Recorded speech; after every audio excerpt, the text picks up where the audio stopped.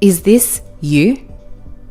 Have you ever felt stuck in that job and no matter how hard you work, you still can't get that promotion? And all of a sudden, that guy that you work with that works way less than you, is a lot less talented and not as smart as you, has somehow become your boss. Well, today is your lucky day because I'm going to be your career mentor for the day. And what I'm going to do is give you some tips and tricks that maybe you haven't heard of that will help boost that career and get you to where you want to go. So tip number 1 is to take responsibility for your career. We have been told all our lives that all we have to do is work hard and success will come, whether that is a promotion, a bonus, or a pay rise. And that is really outdated advice. So while it is important to have all the skills you need to perform your role really well, what is just as important is to have the skills to manage your career. Because unless you have a mentor or a manager that is going to advocate for you, no one is going to do it for you. So what that means is that you have to advocate for yourself. You have to tell your manager what opportunities it is that you want and make sure that they're aware that should an opportunity arise, that you want to be considered for it. It's your responsibility to work out how to get to where you need to go and how to know the right people. And when you put yourself out there, you're going to feel incredibly vulnerable and really uncomfortable. I've been there before and I totally relate to that. But you're going to be so happy that you put yourself out there because those opportunities are going to come and people are going to think of you when they do arise. So tip number 2 is networking.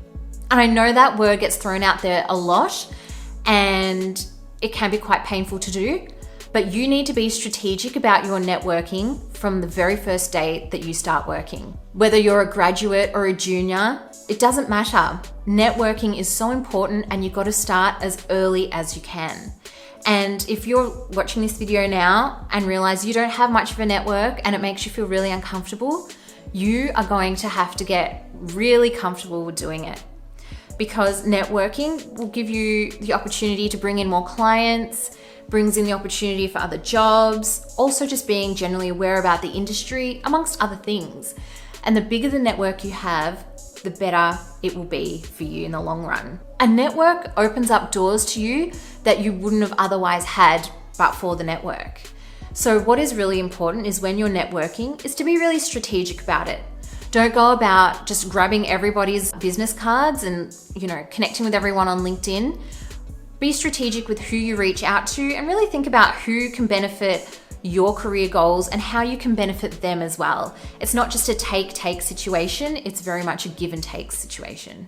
So tip number 3 is personal brand. So have you ever thought about what people think about you? This is your personal brand. It's how you present yourself to the world. So it's your skills, your experience, your personality, and your values. So it's really important to invest your time into your personal brand and making sure that it aligns with your career goals. A strong personal brand will really help you differentiate yourself from your colleagues. You can become a subject matter expert, and it will also help to build confidence and trust with your colleagues, clients, and organizations. So tip number 4 is to not take things so personally.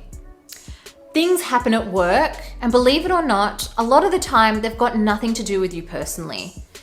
There might have been changes externally, such as changes to industry or company policy, that have nothing to do with you. So what's really important in these situations and at work is to make sure that you don't take things personally. Keep things in perspective and don't overreact to things that you cannot control. By taking this approach, you will have a clear head and you'll make sure that the approach that you take is appropriate and well thought out rather than an overreaction to something that potentially was not personal at all. By not taking things so personally, you'll base things on logic and facts rather than emotions. And it's a great way to help build resilience in any type of situation.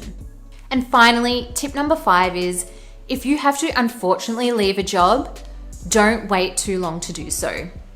The longer you wait, the more desperate you're going to feel in that job that you need to get out as soon as possible.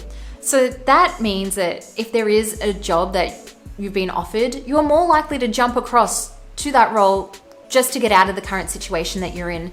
And you may not have given it enough thought or consideration.